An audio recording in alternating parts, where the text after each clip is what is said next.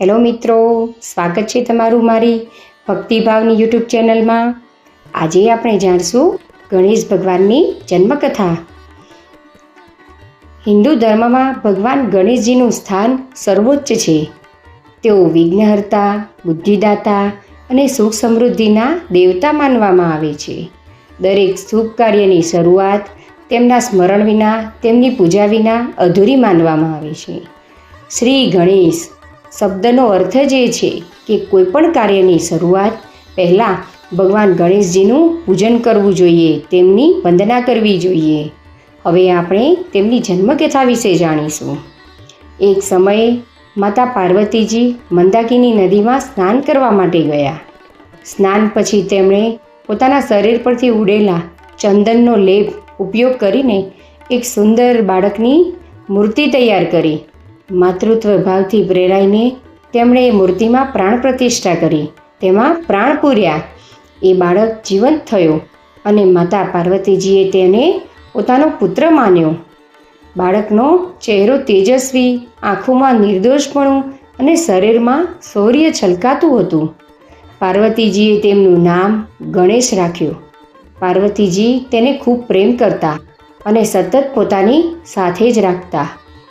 એક દિવસ પાર્વતીજી સ્નાન કરવા જતી વખતે ગણેશજીને કહ્યું, બેટા, હું અંદર સ્નાન કરવા જઈ રહી છું. તું દ્વાર પર ઊભો રહીને મારી આજ્ઞાનું પાલન કરજે. કોઈ પણ અજાણી વ્યક્તિને અંદર પ્રવેશ કરવા દેતો નહીં. ગણેશજી ખૂબ આજ્ઞાનકારી હતા. માતાના આજ્ઞેશને લઈને પોતાનું કર્તવ્ય માનીને તેઓ દ્વાર પર રક્ષણ માટે ઊભા રહ્યા. થોડીવાર પછી ભગવાન શિવજી પોતાના ગ્રહમાં આવ્યા. તેઓ પાર્વતીજીને મળવા માગતા હતા, પરંતુ દ્વાર પર ઊભેલા ગણેશજીએ તેમને અટકાવી દીધા. શિવજીએ કહ્યું, હું આ ગ્રહનો સ્વામી છું, તું કોણ છે મને રોકનાર? ગણેશજીએ તેમને શાંતિથી જવાબ આપ્યો, હું માતા પાર્વતીનો પુત્ર ગણેશ છું. માતાએ મને આજ્ઞા આપી છે કે કોઈને અંદર જવા દેવું નહીં. શિવજીને આ સાંભળીને નવાઈ લાગી, કેમ કે તેઓ પહેલાં કદી ગણેશજીને જોયા ન હતા. ક્રોધિત થયા તેઓ અને કહ્યું, હટ બાલક, મને કોઈ રોકી શકતું નથી. પણ ગણેશજી પોતાની માતાની આજ્ઞા ઉપર અડગ રહ્યા. શિવજીના સૈનિકોએ પણ ગણેશજીને સમજાવવાનો પ્રયાસ કર્યો, પણ તેમને દ્વાર ખોલવાનો ઇનકાર કર્યો. આખરે યુદ્ધ શરૂ થયું. ગણેશજી એકલા જ શિવજીના સમગ્ર ગણો સામે યુદ્ધ કરવા લાગ્યા.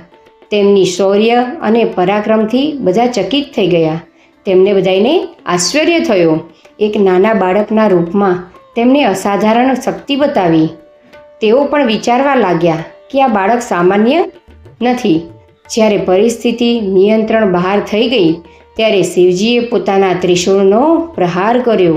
એ પ્રહારે ગણેશજીનું માથું ધડથી અલગ થઈ ગયું.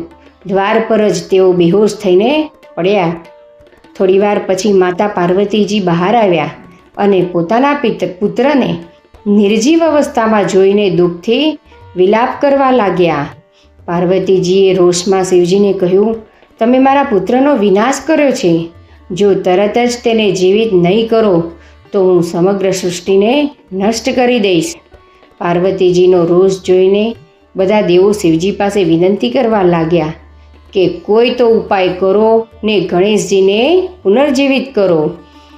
શિવજીને પોતાની ભૂલ સમજાઈ. તેમણે પોતાના ગણોને આજ્ઞા આપી, જે દિશામાં સૌપ્રથમ જે જીવ મળ્યો હોય તેના શિરો લઈને આવો. ગણો ઉત્તર દિશામાં ગયા. ત્યાં તેમને એક શક્તિશાળી હાથી મળ્યો. તેમણે એનું માથું લાવીને શિવજીને અર્પણ કર્યું.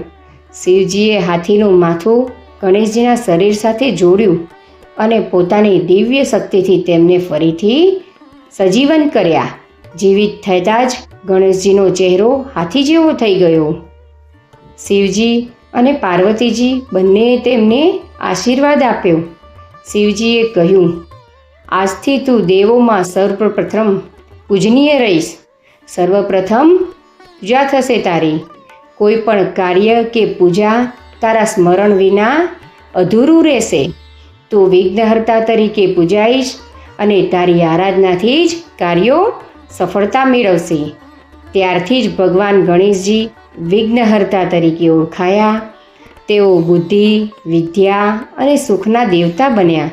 વિદ્યાર્થીઓ તેમની પૂજા કરે છે, વેપારીઓ તેમની આરાધના કરે છે અને ગૃહસ્થો શુભ કાર્યની શરૂઆતમાં તેમની પૂજા કરે છે, વંદના કરે છે અને તેમની સ્તુતિ કરે છે. આ કથામાં એક ઊંડો સંદેશ છે. માતા પિતાની આજ્ઞાનું પાલન કરવું જોઈએ. અહંકાર વિનાશ તરફ દોરી જાય છે, પરંતુ આજ્ઞા પાલનથી ગૌરવ મળે છે. ભગવાન ગણેશજીનું હાથીનું માથું જ્ઞાન, સમજણ અને શક્તિનું પ્રતીક છે. મોટું માથું એટલે વિશાળ વિચાર શક્તિ, મોટા કાન એટલે વધારે સાંભળવાની શક્તિ અને નાનું મોઢું એટલે ઓછું બોલવાનું પ્રેરણ.